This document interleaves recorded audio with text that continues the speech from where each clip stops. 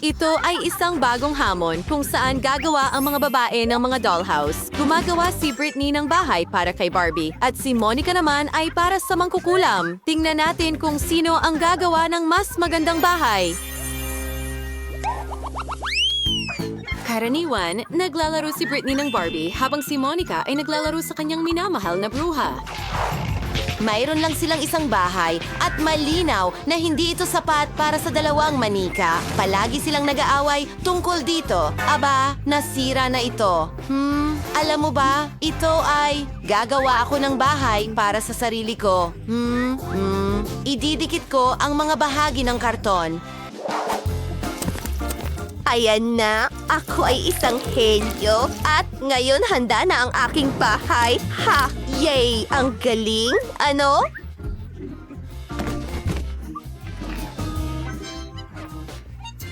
May katulad na bahay si Monica. Oh, nagtayo rin ako ng sarili kong bahay. Hindi ikaw lang ang marunong gumawa niyan. Heto ang bintana. Ano? Oh, may bintana rin ako. Inuulit niya lahat ng ginagawa ko. Tuturuan kita ng leksyon. Heto ang aking water gun. Mas mabuti, Britney. Hoy, nakakatawa yon. Oh, hindi. Hindi ito nakakatawa. Basang-basa ako, pero may naisip akong ideya. Mayroon akong case ng makeup. Maraming nail polish dito. Pumili tayo ng perpektong kulay. Ang ganda ng baby pink na ito. Ngayon, pinturahan natin ang bahay ko gamit ito. Wow, ang galing. May naisip din ako. Pipinturahan ko ng berde ang bahay ko. Magiging perpekto ito. Tiyak na mas mabilis ito gamit ito. Ayos. Tapos na akong pinturahan ang bahay ko. Tapos na rin ako. Ano ang susunod kong gagawin? Hayaan mo akong mag-isip. Bingo. Tama. Ang bubong. Takpan natin ito ng telang ito. Ang bubong ko ay tatakpan ng mga dahon. Oh, bagay na bagay ito sa berdeng kulay na ito. Ngayon, gumawa tayo ng frame para sa bintana. Magiging kamangha-mangha ito. Kailangan ko rin ng frame, pero akin ay magiging puti. At tingnan mo ang sapatos na ito at may sombrero ng bruha ako. Wow, ang ganda. Gusto ko rin ang bahay ko. Ano ang susunod? Oh, tama. Simulan natin ang paggawa ng unang palapag. Maglalagay ng karpet. Magkakaroon ng sala doon. Magkakaroon ng mga bisita ang aking mangkukulam sa kwartong ito. Isang sofa, isang puno. Wow! Ilang mga halaman pa at isang bato. Isang mesa para sa kape, syempre. At maaring ilagay ng aking mangkukulam ang kanyang sombrero dito. Ito ay kamangha-mangha. Ano sa tingin mo? Gusto mo ba ang aking kwarto? Well, ito na ang kwarto mo ngayon. Oh, kailangan natin ng salamin. Maliit na mangkukulam, heto. Salamat. Magiging kamangha-mangha ito. Sa totoo lang, kailangan pa natin ng mas maraming salamin. Gustong-gusto ito ng manika ko. Ang galing. Oh, ang saya ko. Magaling, Monica. Britney, ikaw naman. Ginagawa ko rin ang unang palapag. Mas maganda ang akin kumpara sa'yo. Monica, manood at matuto. Narito ang carpet, ang sofa, ang mesa. Oh, at ilang dekorasyon, syempre. Oh! Kailangan mo talaga ng TV. Oh, ang paborito mong palabas. Nakakatawa ito. Lagi akong natatawa dito.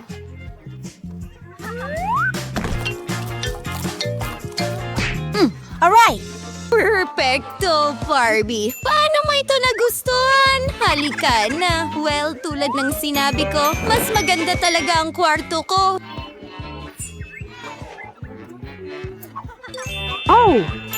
Oo, kamangha-mangha, hindi patas. Ano ang gagawin ko sa ikalawang palapag? Isang ideya, hintayin at tingnan. Aba, aba, aba. Mayroon tayong magandang damuhan.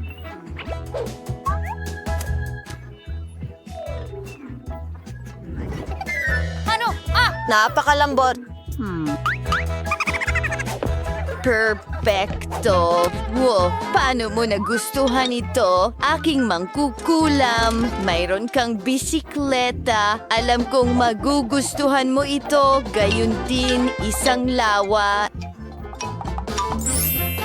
Hindi ka panipaniwala. Isang maliit na bangko at makakapagpahinga ka doon. Pwede mo ring panoorin ang mga cute na bibe na lumalangoy sa gabi. Heto na, mga bibe. Narito ang bago ninyong tahanan. Perpektong lawa.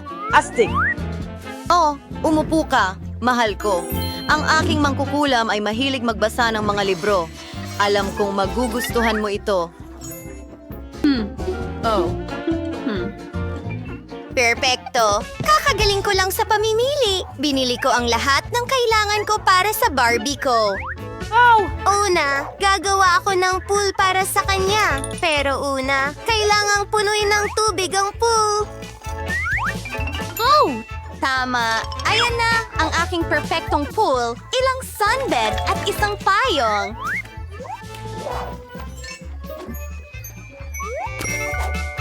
Iba't ibang detalye at kaunting musika, syempre. Hindi makakalangoy ang Barbie ko sa suot na ito. Kailangan niyang magpalit ng bathing suit. Mas mabuti ito.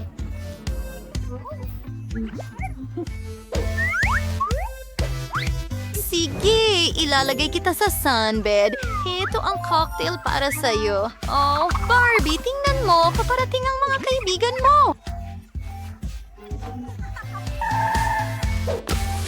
Gusto nilang mag-enjoy sa iyong cool na pool party. Astig, Ken, matagal na kitang hindi nakikita. Gusto nila ito! Jess, hindi ito ang tamang kasuotan para sa pool. Mas mabuti ito.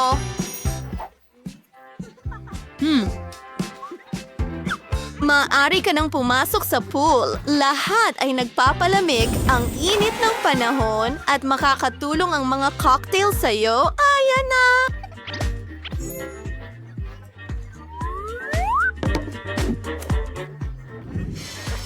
Perfecto! Wow, may buong party si Britney doon. Baka hindi na kailangan ng bruha ko yon.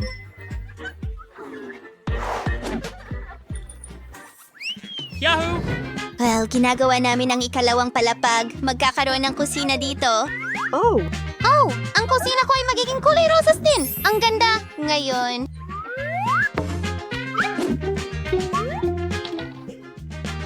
Tingnan natin kung ano ang meron dito. Perfecto! Ilang merienda! Wow! May pagkain din!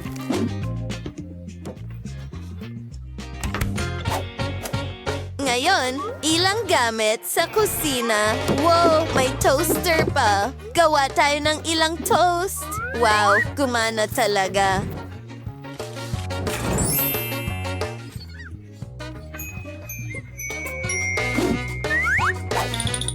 Ilalagay sa plato. Kumuha ng kaunting jam.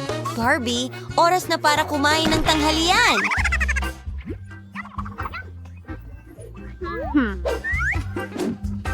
Ginawa ko ito para sa'yo. Umupo ka. Tutulungan kita. Talagang gusto ng Barbie ko ang toast. O, kaibigan ko, mag-enjoy ka sa pagkain mo. Nilalagyan ng jam ang toast at sinusubukan. Napakasarap nito.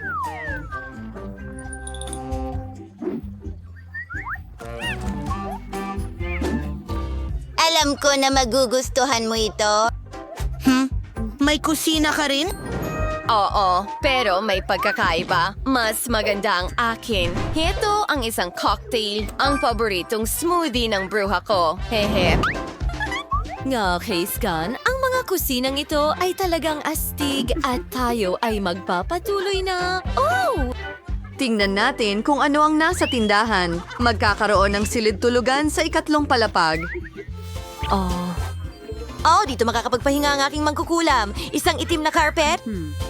Ito ay isang carpet. Wow!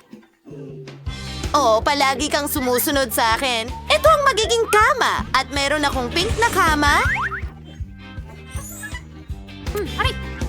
At tingnan mo itong higanting kumikinang na puso. Nasa dingding mismo ito. Kailangan ko rin ng aparador. Dito ilalagay ang mga damit ng aking mangkukulam. Ilang mga libro rin. Muli, mahilig siya magbasa. At ilan sa kanyang mga paboritong bagay, kasama ang isang poster. Mas malaki ang aparador ng Barbie ko. Ang dami niyang damit. Ilagay natin ang lahat. Narito ang mga handbag at sapatos. Magugustuhan ito ng Barbie ko. Aba, mga babae, ang mga silid-tulugan na yon ay napakaganda. Mabibighani ang mga manika ninyo dito. Oh, Oh, alam ko na ang gagawin. Palitan natin ang damit ng Barbie ko. Wow, ang ganda ng lahat. Hindi ko alam kung ano ang pipiliin. Oh.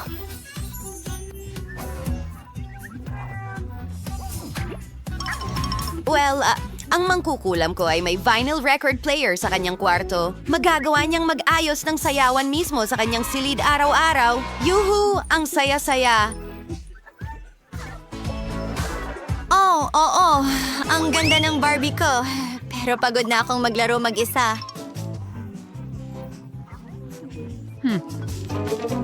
Oh, may naisip ako. Puntahan natin ang mga kapitbahay ko na may dalang cake. Oh, Monica, kamusta? Oh, hindi kami pupunta sa inyo nang walang dala. Nagpasya ang Barbie ko na bigyan ka ng cake. oh, ang cute niyan. Maglaro tayo ng magkasama. Magkaibigan naman ang mga manika natin. At tayo rin.